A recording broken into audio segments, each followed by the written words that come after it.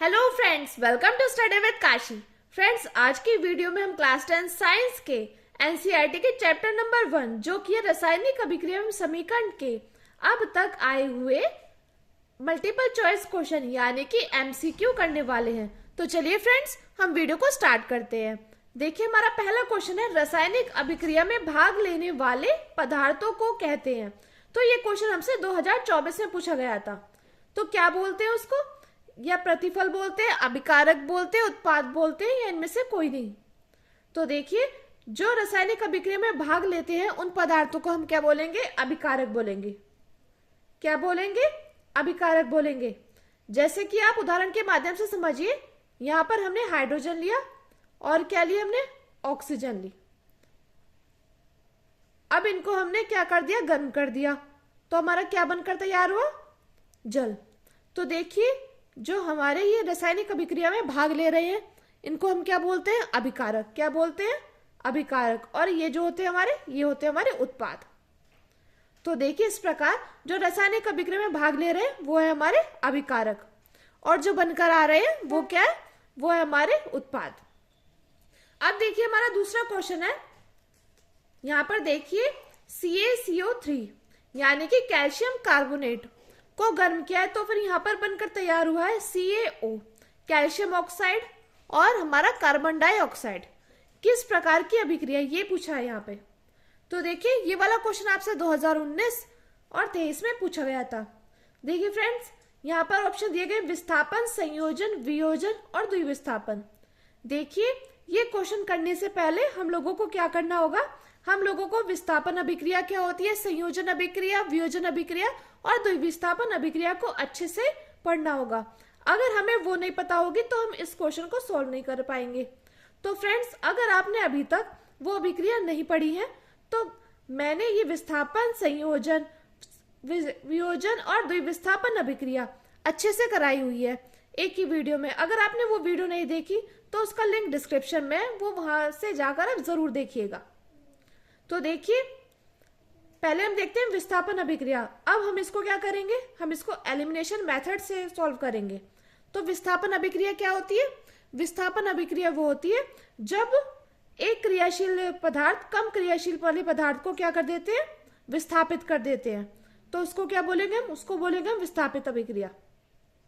अब देखिए, वियोजन अभिक्रिया क्या होती है? वियोजन अभिक्रिया होती है जब एक अभिकारक मिलकर दो या दो से अधिक क्या बनाए? उत्पाद बनाए। तो वो हमारी क्या कहलाएगी? वो हमारी वियोजन अभिक्रिया कहलाएगी। तो देखिए, हम यहाँ पर देख पा रहे हैं, यहाँ पर हमें एक अभिकारक मिलकर क्या बना रहा है? दो या दो से अधिक क्या बना रहा है? उत्पाद बना रहा है। तो ये हमारी कौन सी अभिक्रिया है? वियोजन अभिक्रिया। तो यहाँ पर हमारा बी ऑप्शन ठीक हो जाएगा। अब देखते हैं संयोजन अभिक्रिया किसे कहते हैं। तो संयोजन अभिक्रिया किसे कहते हैं? जब दो या दो से अधिक क्या होते हैं? अभिकारक मिलकर क्या करें? एक उत्पाद का निर्माण करें। तो वो हमारी क्या कहलाएगी? वो हमारी संयोजन अभिक्रिया कहलाएगी। अब देखिए, द्विविस्थापन अभिक्रिया क्या होती है? वह अभिक्रिया जिसमें आयनों का क्या हो? आदान प्रदान हो। तो उसे हम द्विविस्थापन अभिक्रिया बोलते हैं। फ्रेंड्स देखिए, जैसे द्विविस्थापन अभिक्रिया, संयोजन अभिक्रिया, वियोजन अभिक्रिया, जरूरी नहीं है कि इनके बस यही नाम है, इनके 2 से 3 नाम और है।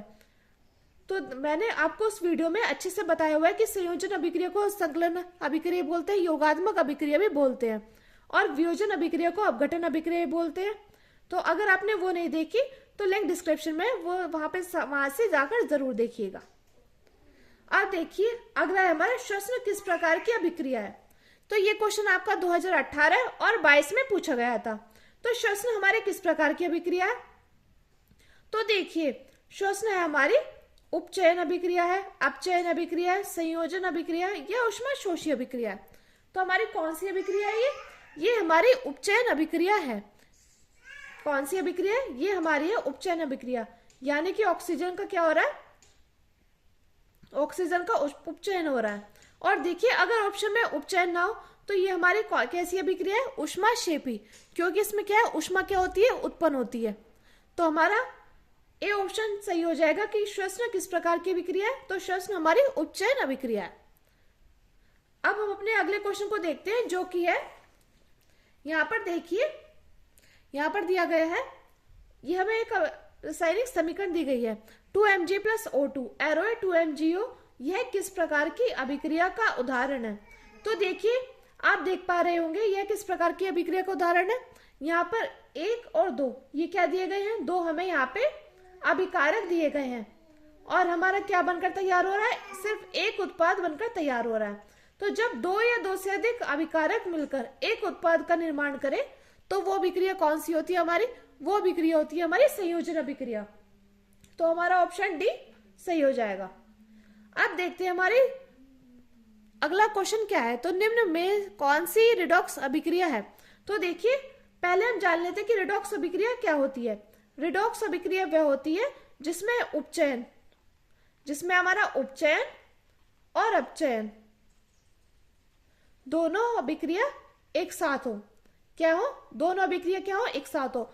और दूसरी बात, रिडॉक्स अभिक्रिया को हम क्या बोलते हैं, रिडॉक्स अभिक्रिया को हम उपचयन और अपचयन अभिक्रिया बोलते हैं। तो उपचयन अभिक्रिया का क्या मतलब है? तो उपचयन अभिक्रिया वह है जिसमें ऑक्सीजन की क्या हो, वृद्धि हो, और अपचयन क्या होती है, जिसमें ऑक्सीजन की क्या होती है, कमी होती है। उपचयन में तो ऑक्सीजन की वृद्धि होती है और अपचयन में क्या होता है, ऑक्सीजन की कमी होती है। तो हम यहाँ पे देखते हैं कि कौन सी अभिक्रिया में हमारी दोनों अभिक्रिया हो रही है, उपचयन भी और अपचयन भी। तो देखते हैं यहाँ पर क्या हो रहा है, यहाँ पर हाइड्रोजन और क्लोरीन, तो ये तो हमारी रिडॉक्स अभिक्रिया नहीं हुई। अब देखते हैं यहाँ पर है कॉपर ऑक्साइड प्लस हाइड्रोजन। तो देखिए यहाँ पर क्या हो रहा है, यहाँ पर देखिए, यहाँ पर ये था, इसके साथ था ऑक्सीजन, लेकिन ऑक्सीजन का क्या हो गया, यहाँ पे हो गया अपचयन। अपचयन मतलब कि ऑक्सीजन की क्या हो गई, कमी हो गई, क्योंकि देखिए यहाँ पर इसके साथ ऑक्सीजन था लेकिन यहाँ पर ऑक्सीजन नहीं है, तो ऑक्सीजन की क्या हो गई, कमी हो गई। और देखिए यहाँ पर हाइड्रोजन के साथ इसका क्या हो गया, उपचयन हो गया, यानी कि यहाँ पर ऑक्सीजन की क्या हो गई, वृद्धि हो गई। तो फ्रेंड्स, यहाँ पर हमारा ऑप्शन नंबर बी सही हो जाएगा। तो रिडॉक्स अभिक्रिया का उदाहरण क्या है, ये है। अब देखते हैं हमारा अगला क्वेश्चन है Fe प्लस H2O, एरो है Fe3O4 प्लस H2। उपरोक्त अभिक्रिया के संतुलित समीकरण में Fe का गुणांक होगा। तो ये क्वेश्चन आपका 2024 में पूछा गया था। तो इसमें देखिए हमें बताना है कि ये जो Fe का गुणांक क्या होगा। तो देखिए इसके लिए आपको क्या करना पड़ेगा, इसके लिए आपको इस समीकरण को संतुलित करना पड़ेगा। तो फ्रेंड्स, मैंने एक वीडियो अलग से बना रखी है कि जितने भी हमारे एग्जाम्स में आए हुए समीकरण हैं जिन्हें हमें संतुलित करना है, मैंने वो अलग से वीडियो बना रखी है। अगर आपने वो वीडियो नहीं देखी तो लिंक डिस्क्रिप्शन में है, वो वीडियो वहां से जाकर जरूर देखिएगा, वो आपके लिए बहुत ज्यादा हेल्पफुल होगी। तो देखिए अब हम इसको करते हैं संतुलित। हम यहाँ पे लिख देते हैं Fe प्लस H2O, एरो है Fe3O4 प्लस H2। अब हम देखते हैं यहाँ पर हमें Fe कितना दिया गया है, 1 दिया गया है। हाइड्रोजन कितना दिया गया है, हाइड्रोजन हमारा यहाँ पर 2 दिया गया है। और ऑक्सीजन कितना दिया गया है, ऑक्सीजन भी हमारा यहाँ पे 1 दिया गया है। अब देखते हैं हम यहाँ पर Fe कितना दिया गया है, 3 दिया गया है। और हाइड्रोजन 2, हाइड्रोजन कितना दिया गया है हमारा, 2 दिया गया है। और ऑक्सीजन यहाँ पे 4। तो हम यहाँ पर देख पा रहे हैं कि यहाँ पर Fe कितना है, 1 है, और यहाँ पे Fe कितना है, 3 है। तो हमें यहाँ पे भी 3 बनाना होगा। तो हम 1 की अगर 3 से गुणा करेंगे तो क्या आ जाएगा, 3 आ जाएगा। तो हम यहाँ पे 3 से गुणा कर देंगे Fe की। अब देखते हैं हाइड्रोजन यहाँ पे भी सेम है और यहाँ पे भी सेम है। और देखिए ऑक्सीजन यहाँ पे 1 है और यहाँ पे 4, तो हमें यहाँ पे भी 4 बनाना होगा। इसके लिए हमें क्या करनी होगी, यहाँ पे 4 से गुणा कर देंगे। तो देखिए जब हम यहाँ पे 4 से गुणा कर देंगे तो यहाँ पे क्या हो जाएगा, 4 दूनी 8, यानी कि हाइड्रोजन की संख्या कितनी हो जाएगी, 8 हो जाएगी। और ऑक्सीजन की संख्या कितनी हो जाएगी, हमारी 4 हो जाएगी। तो हमें क्या करना होगा, हमें यहाँ पे भी 4 से गुणा करनी होगी। तो इस प्रकार ये हमारी क्या हो गई, समीकरण संतुलित हो गई। तो अब हमें क्या बताना था इसमें कि उपरोक्त अभिक्रिया के संतुलित समीकरण में Fe का गुणांक होगा। तो Fe यानी कि आयरन का गुणांक क्या है, हमने यहाँ पे 3 से गुणा करी है, तो इसका गुणांक क्या होगा, इसका गुणांक होगा हमारा 3। तो ऑप्शन नंबर सी बिल्कुल राइट हो जाएगा। चलिए अब हम अपने अगले क्वेश्चन को देखते हैं, जो कि है वातावरण में चांदी के ऊपर काली परत चढ़ने की प्रक्रिया है। तो ये क्वेश्चन आपसे 2023 में पूछा गया था कि वातावरण में चांदी के ऊपर काली परत चढ़ने की प्रक्रिया है। तो अपचयन यानी कि ऑक्सीजन की क्या हो रही है, कमी हो रही है, संक्षारण, विकृत गंधिता या द्विविस्थापन। तो द्विविस्थापन अभिक्रिया क्या होती है? द्विविस्थापन अभिक्रिया वो होती है जिसमें आयनों का क्या होता है, आदान प्रदान होता है। तो यहाँ पर तो कहीं भी आयनों का आदान प्रदान नहीं हो रहा है। तो देखिए फ्रेंड्स, अगर आपको इन ऑप्शंस का आंसर नहीं पता, इस क्वेश्चन का आंसर नहीं पता, तो हम क्या करेंगे, हम एलिमिनेशन मेथड का यूज करेंगे। आप देखिए यहाँ पे लिखा है वातावरण में चांदी के ऊपर काली परत चढ़ने की प्रक्रिया है। तो यहाँ पर क्या दिया गया है, प्रक्रिया। अब हम देख रहे हैं कि द्विविस्थापन क्या है, हमारी अभिक्रिया है, तो ये हमारा रॉन्ग हो जाएगा। अब देखिए दूसरा विकृत गंधिता यानी कि गंध, गंध यानी कि बदबू, कहीं से बदबू की वो आ रही है, तो फिर यहाँ चांदी के ऊपर काली परत चढ़ रही है, तो यहाँ तो कहीं गंध का जिक्र नहीं हो रहा है, तो हमने इसको भी काटा। अब देखिए यहाँ पर है अपचयन यानी कि ऑक्सीजन की क्या हो रही है, ऑक्सीजन की कमी। तो यहाँ पर तो कहीं भी ऑक्सीजन की कमी नहीं हो रही है। और दूसरी बात, ये अपचयन क्या हमारी अभिक्रिया है, प्रक्रिया नहीं है, तो इसलिए हमने इसको भी काटा। तो हमारा क्या बचा, हमारा बचा यहाँ पे संक्षारण, कि वातावरण में चांदी के ऊपर काली परत चढ़ने की प्रक्रिया है संक्षारण। देखिए इसका राइट आंसर हो जाएगा संक्षारण। और देखिए दूसरी बात ये, जब हम वातावरण में जैसे चांदी के ऊपर काली परत क्यों चढ़ती है, क्योंकि वो क्या होता है, वायु नमी के संपर्क में आ जाती है, जिससे क्या हो जाता है, काली परत चढ़ जाती है। और देखिए इसका दूसरा एग्जाम्पल ये भी कि लोहे पर जंग लग जाती है, क्योंकि वह वायु के संपर्क में आता है, तो क्या हो जाता है, लोहे पर जंग लग जाती है। तो ये सभी हमारे किसके उदाहरण है, संक्षारण के उदाहरण है। फ्रेंड्स, मैंने आपको चैप्टर नंबर 1 का फुल एक्सप्लेनेशन कराया एक वीडियो में। अगर आपने वो वीडियो नहीं देखी तो लिंक डिस्क्रिप्शन में, वो वीडियो वहां जाकर जरूर देखिएगा, आपके ये सभी पॉइंट्स का अच्छे से कवर हो जाएंगे। अब देखिए अगला है हमारा HCl के विलयन से प्राप्त ऋणायन का रासायनिक सूत्र बताइए, यानी कि HCl हाइड्रोक्लोरिक अम्ल से। अब हम क्या करेंगे, यहाँ पर देखिए, यहाँ पर धनायन और ऋणायन कौन से हैं, तो इसको हमने गर्म किया तो क्या बना, H+ आयन अलग हो गए और क्लोरीन अलग हो गया। तो देखिए इसमें लिखा है HCl के विलयन से प्राप्त ऋणायन का रासायनिक सूत्र है, तो ऋणायन क्या है, क्लोरीन, तो इसका रासायनिक सूत्र क्या है, क्लोरीन। तो ऑप्शन नंबर ए हमारा बिल्कुल राइट हो जाएगा। अब देखिए अगला है हमारा CuO+H2 एरो, इसको गर्म किया तो यहाँ पे कॉपर अलग हो गया और जल अलग हो गया। उपरोक्त अभिक्रिया में अपचयित होने वाले अभिकारक का नाम लिखो। तो यहाँ पर हमारा क्या अपचयित हो रहा है, तो यहाँ पर देखिए, यहाँ पर हमारा जो है क्या अपचयित हो रहा है। और देखिए फ्रेंड्स, ये हमारी कौन सी अभिक्रिया, ये इसको हमारी रिडॉक्स अभिक्रिया बोल सकते हैं, क्योंकि इसमें उपचयन और अपचयन क्या हो रहा है, दोनों एक साथ हो रही है। यहाँ पे देखो क्यूप्रस ऑक्साइड का यहाँ पर क्या हो गया, अपचयन हो गया, क्या हो गया, यहाँ पर हमारा अपचयन हो गया, अपचयन। यहाँ पर हमारा अपचयन हो गया। अब देखिए हाइड्रोजन, हाइड्रोजन का यहाँ पे क्या हो गया, उपचयन, यानी कि हमारे यहाँ पे ऑक्सीजन की क्या हो गई, वृद्धि हो गई, और यहाँ पे क्या हो गया, क्यूप्रस ऑक्साइड का अपचयन हो गया, यानी कि ऑक्सीजन की क्या हो गई, कमी हो गई। तो देखिए अब इसमें लिखा है कि अपचयित होने वाले अभिकारक का नाम लिखो। तो यहाँ पे कौन सा अभिकारक अपचयित हुआ है, तो हमारा कौन सा अपचयित हुआ था, ये हमारा अपचयित हुआ था कॉपर। क्या अपचयित हुआ था, यहाँ पे हमारा क्या अपचयित हुआ है, कॉपर अपचयित हुआ है। तो हमारा राइट आंसर हो जाएगा Cu यानी कि कॉपर।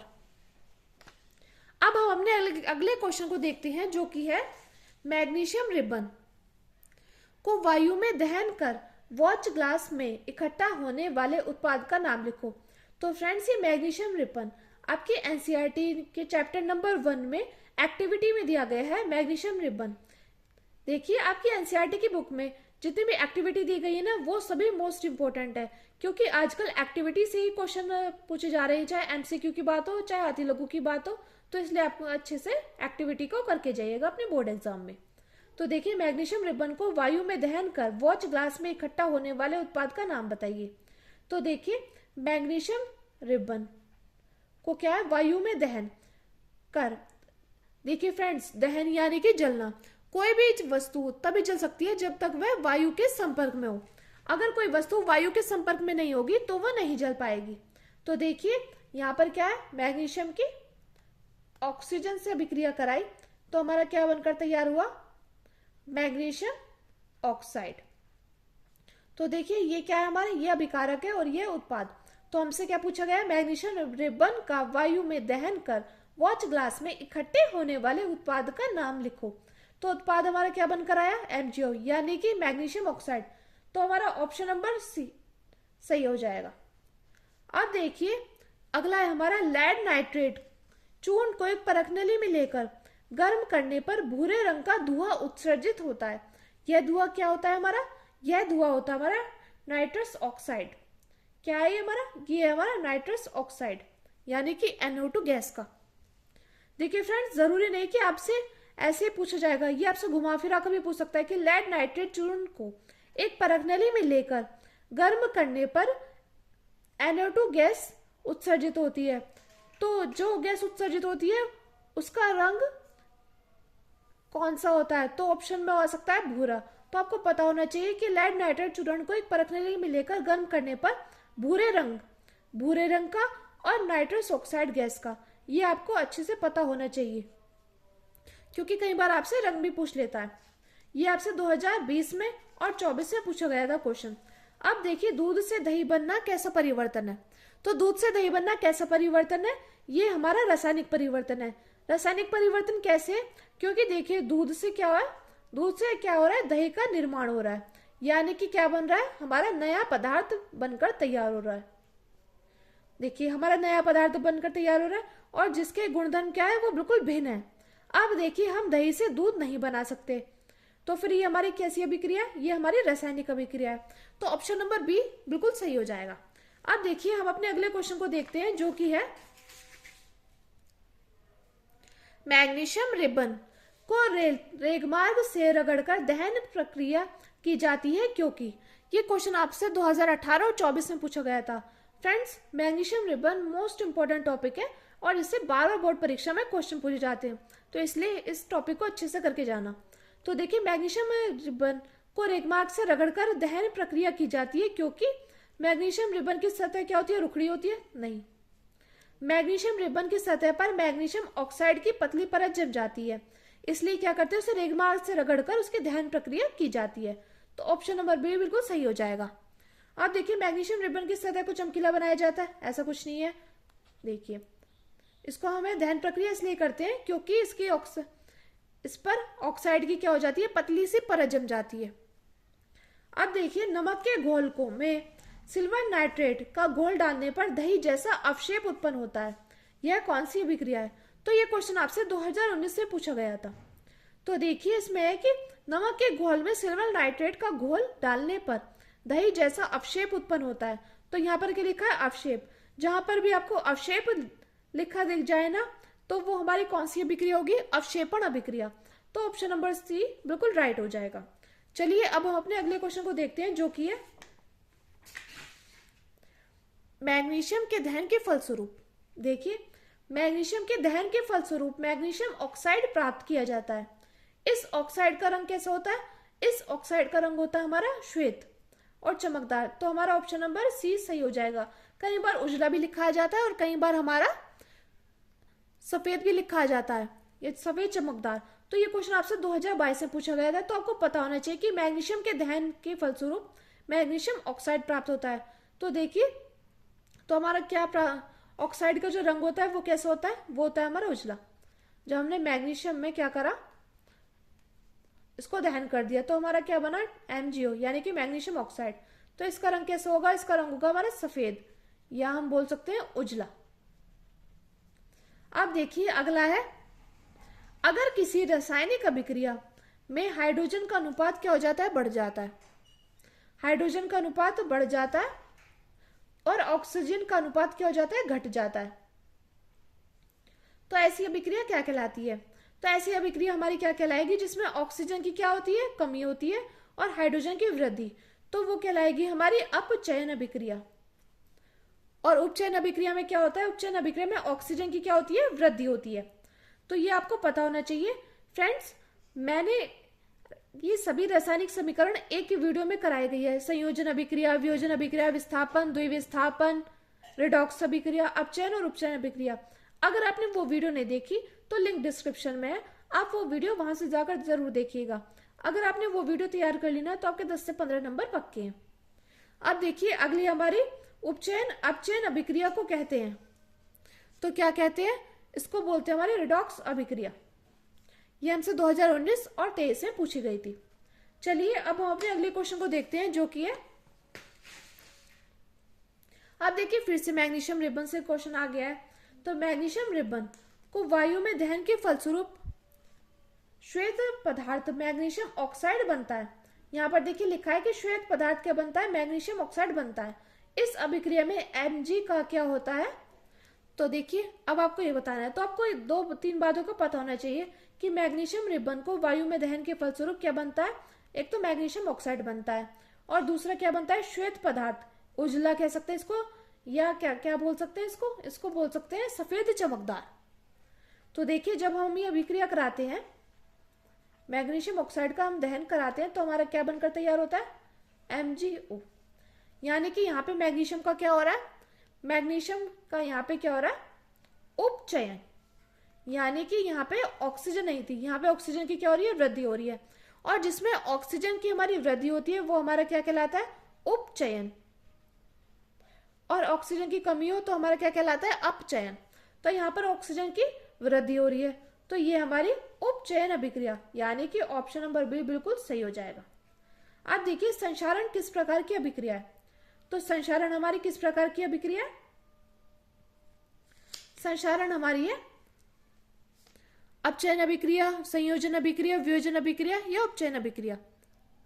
तो देखिए संयोजन अभिक्रिया क्या होती है, जब 2 या 2 से अधिक अभिकारक मिलकर एक उत्पाद का निर्माण करें, तो वो हमारी होती है संयोजन अभिक्रिया। तो यहां से हम इसको काट देंगे। और वियोजन अभिक्रिया क्या होती है, वियोजन अभिक्रिया वो होती है जब एक अभिकारक मिलकर 2 या 2 से अधिक उत्पाद को बनाए, तो वो होती है हमारी वियोजन अभिक्रिया। हम यहाँ से इसको भी काट देंगे। अब बात आती है अपचयन और उपचयन की। अपचयन अभिक्रिया, संक्षारण कैसे होता है, संक्षारण होता है जैसे कि किसी चीज पर ऑक्सीजन की उपस्थिति में क्या हो जाती है, जंग लग जाती है। तो क्या हो जाता है, किसी चीज में ऑक्सीजन की वृद्धि हो रही है, तभी तो उस पर जंग लग रही है ना, क्या हो रही है, ऑक्सीजन की हमारी वृद्धि हो रही है। तो देखिए जो ऑक्सीजन की वृद्धि होगी तो हमारी कौन सी अभिक्रिया होगी, उपचयन अभिक्रिया। तो हमारा ऑप्शन नंबर डी बिल्कुल सही हो जाएगा। चलिए अब हम अपने अगले क्वेश्चन को देखते हैं, जो कि है प्राकृतिक गैस का दहन किस प्रकार की अभिक्रिया है। तो प्राकृतिक गैस का दहन हमारा ऊष्माक्षेपी अभिक्रिया है। कि प्राकृतिक गैस का दहन क्या है, ऊष्माक्षेपी अभिक्रिया, क्योंकि इसमें क्या हो रहा है, इसमें हमारा ऊष्मा क्या हो रही है, उत्पन्न हो रही है। तो ये हमारी ऊष्माक्षेपी अभिक्रिया का उदाहरण है। चलिए अब हम अपने अगले क्वेश्चन को देखते हैं, जो कि है मैग्नीशियम रिबन के दहन होने पर किस प्रकृति की लौह उत्पन्न होती है। तो ये क्वेश्चन आपसे 2024 में पूछा गया था। देखिए फ्रेंड्स, मैग्नीशियम रिबन के दहन से क्या होता है, पहला क्वेश्चन तो हमारा क्या था कि मैग्नीशियम रिबन के दहन से कौन सी, मतलब किस रंग का लौह उत्पन्न होती है, तो उसमें था उजला, हम सफेद चमकदार भी बोल सकते हैं। दूसरा क्वेश्चन इससे क्या आया कि मैग्नीशियम क्या बनता है, मैग्नीशियम ऑक्साइड बनता है। तीसरा क्या आया कि जो मैग्नीशियम ऑक्साइड बनता है वो जो अभिक्रिया हो रही है उसमें कौन सी अभिक्रिया हो रही है, तो उसमें हो रही है हमारी उपचयन की अभिक्रिया। तो आपको पता होना चाहिए कि मैग्नीशियम रिबन के दहन से कौन सी लौह उत्पन्न होती है, लाल चमकदार तो नहीं होती, हरी और चमकदार भी नहीं होती, नीली और चमकदार भी नहीं होती। तो ऑप्शन नंबर सी बिल्कुल राइट हो जाएगा, श्वेत और चमकदार होती है। अब देखिए इसमें क्या है, इस क्वेश्चन में आपसे पूछा गया था एक तो लौ से कि वो जो बनकर तैयार होता है मैग्नीशियम रिबन को गर्म करके, तो वो श्वेत और चमकदार या हमारा उजला बनता है। अब देखिए दूसरा क्वेश्चन क्या पूछा गया था कि क्या बनकर तैयार होता है, तो MgO यानी कि मैग्नीशियम ऑक्साइड।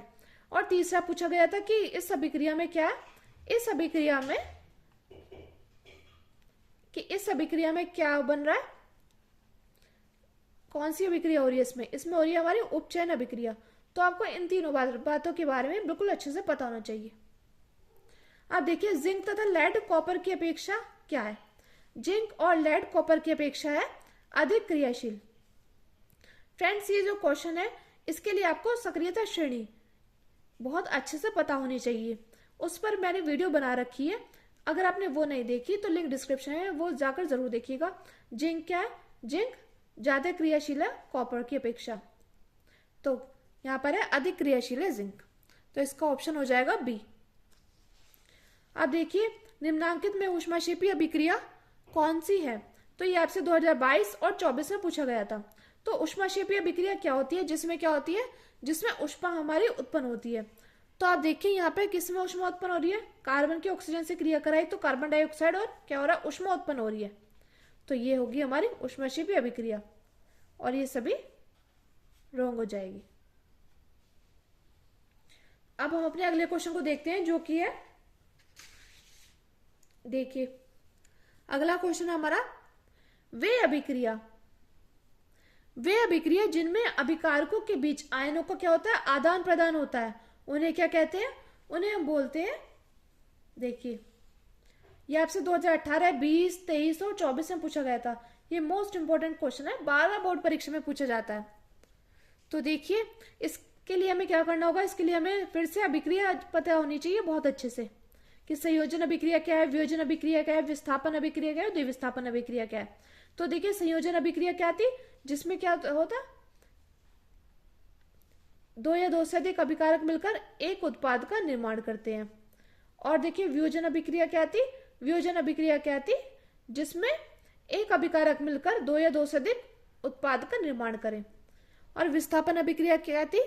जब कोई, जैसे यहाँ पे देखिए हमने जिंक ले लिया, जब कोई जैसे कि अधिक क्रियाशील वाला तत्व कम क्रियाशील वाले तत्व को क्या कर देता है? विस्थापन कर देता है, तो वो हमारी क्या कहलाती है? वो हमारी विस्थापन अभिक्रिया कहलाती है।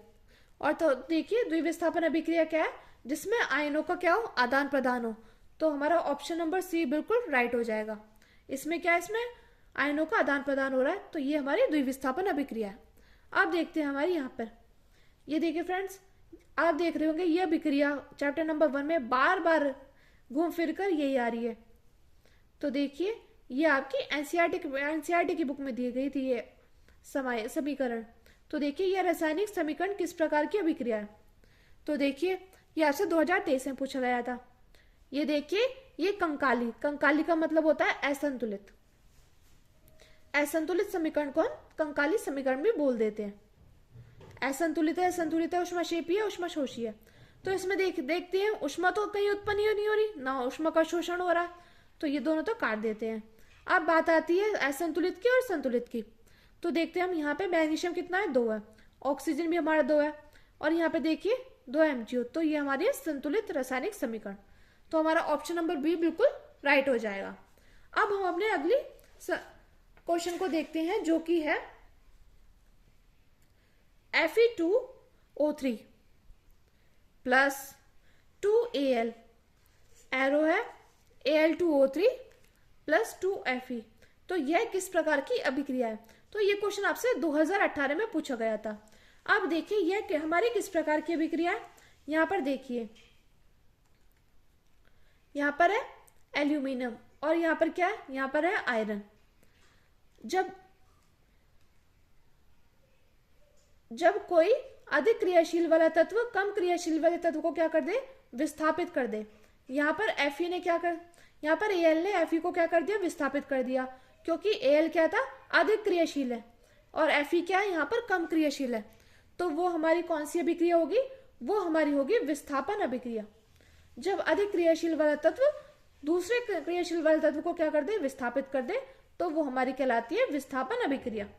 अब देखिए कॉपर सल्फेट के घोल में लोह चूर्ण डालने पर क्या पृथक हो जाता है, यानी कि क्या अलग हो जाता है? ये क्वेश्चन आपसे 2022 में पूछा गया था। तो देखिए यहाँ पर लिखा है कॉपर सल्फेट यानी कि CuSO4 के घोल में लोह चूर्ण यानी कि Fe डालने पर क्या पृथक हो जाता है? तो देखिए यहाँ पर क्या पृथक हो रहा है? यहाँ पर देखिए आयरन क्या है? आयरन हमारा अधिक क्रियाशील है कॉपर से, तो ये क्या हो जाएगा? ये इसको विस्थापित कर देगा, तो यहाँ बनकर तैयार होगा FeSO4। तो एक इसको पृथक पृथक यानी कि अलग करना, तो एक इसको अलग कर देगा, ये एक हमारा अलग कर देगा कॉपर को। तो यहाँ पर क्या पृथक हो रहा है, कॉपर। तो ऑप्शन नंबर ए बिल्कुल राइट हो जाएगा। अब देखिए तांबे की वस्तुओं पर हरी परत का जमना क्या कहलाता है। ये आपसे 2024 और 20 में पूछा गया था। तो फ्रेंड्स इस क्वेश्चन का आंसर आप कमेंट बॉक्स में लिख कर देना। ऐसे लिखना कि 28 का ए या 28 का बी, 28 का सी या फिर 28 का डी। देखिए अगर आप वीडियो को पूरा देख रहे हैं तो इसका आंसर कमेंट बॉक्स में जरूर लिखने का कि तांबे की वस्तुओं पर हरी परत का जमना क्या कहलाता है। ऑक्सीकरण कहलाता है, संक्षारण कहलाता है, अपकरण कहलाता है, या इनमें से कोई नहीं। तो इसका ऑप्शन आप कमेंट बॉक्स में जरूर लिखिएगा। अब देखते हैं हमारा अगला क्वेश्चन है। देखिए दानेदार जस्ते पर तनु H2SO4 डालने पर कौन सी गैस उत्पन्न होती है। जस्ते को क्या कहते हैं, जिंक। तो देखिए पहले अभिक्रिया कराते हैं, फिर तनु H2SO4 की क्रिया कराई तो कौन सी गैस उत्पन्न होएगी। यहां पर देखिए, यहां पर हमारी ये इसके साथ अभिक्रिया कर लेगी तो क्या बचेगी, ये हमारी हाइड्रोजन गैस। तो हमारी यहां पर हाइड्रोजन गैस उत्पन्न होगी। तो ऑप्शन नंबर बी बिल्कुल राइट हो जाएगा। अब देखते हैं हमारा अगला क्वेश्चन है, निम्न में कौन सी एक दहन प्रक्रिया है। तो यहां पर कौन सी एक दहन प्रक्रिया है, देखिए सबसे पहले हम जान लेते हैं। ये क्वेश्चन आपका 2018, 22, 23 और 24 में पूछा गया था। ये मोस्ट इंपोर्टेंट क्वेश्चन है, बार बार बोर्ड परीक्षा में पूछा गया है। अब देखिए दहन प्रक्रिया क्या होती है। दहन प्रक्रिया वह होती है, दहन का मतलब क्या होता है, जलना होता है।